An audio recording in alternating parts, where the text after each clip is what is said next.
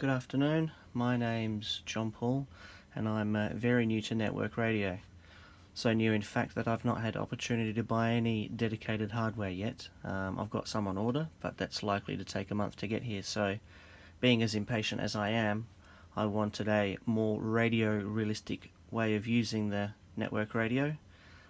So I made up an adapter which comprises of an old mobile phone headset, a box to hide all the wiring with some headphone plugs, 3.5mm and a 2.5mm stereo plug to fit the wiring on a cheap Baofeng microphone. So that just plugs in.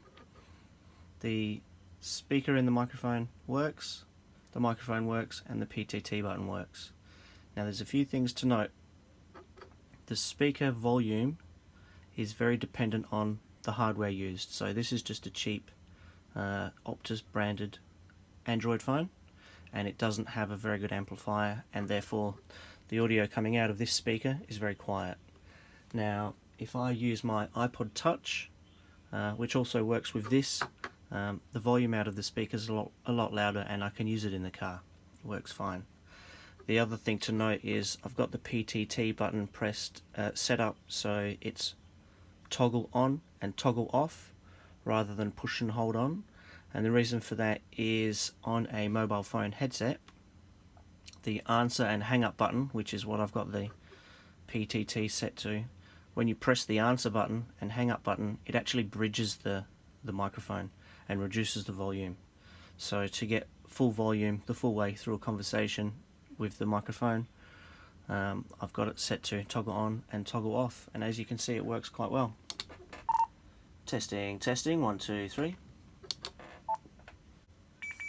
Testing, 1, 2, 3. Easy. So now I can use this in the car, have this mobile device hidden away in the center console, just have the microphone poking out and chat to my heart's consent. I do have other radios in the car, so the car's got antennas all over it, so if someone sees me using a hand mic in the car, they're just going to think I'm talking on a CB radio, which is great. A few other things to note is I'm running some extra software.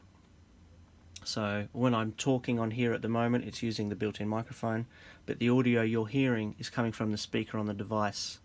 Now I'm doing that using a piece of software called Lesser Audio Switch.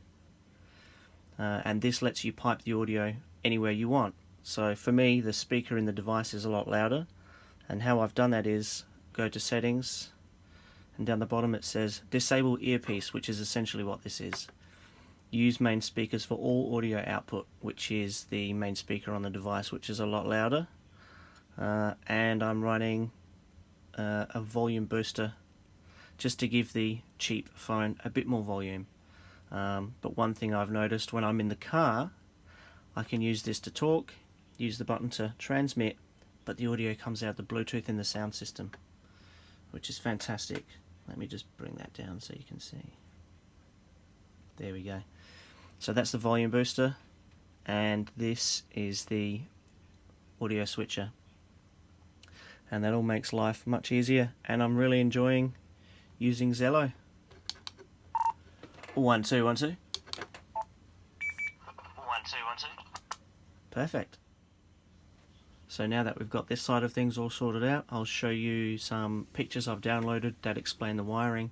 It is slightly different to what's inside here because I left the little circuit board attached to these, but it's essentially the same. I just don't want to pull this apart and risk breaking it to show you some stuff. So here's some images of wiring diagrams for this and the microphone, and you should be able to put the two together and get something very similar. This works well. This works really well. The last thing I will note is these microphones sound pretty average. So what I've done to make it sound better is pull the back off, pull the circuit board forwards. The microphone receiver is attached to the circuit board, but where the microphone sits and the entire housing is open to each other. So what gives these the terrible sound is your voice just reverberating inside this housing. So all I did was got some white packing stuff, you know, the cheap foam that's on things you order from eBay to stop it from being damaged. I cut a centimetre square worth of that poked a hole through the center and just slipped it over the microphone.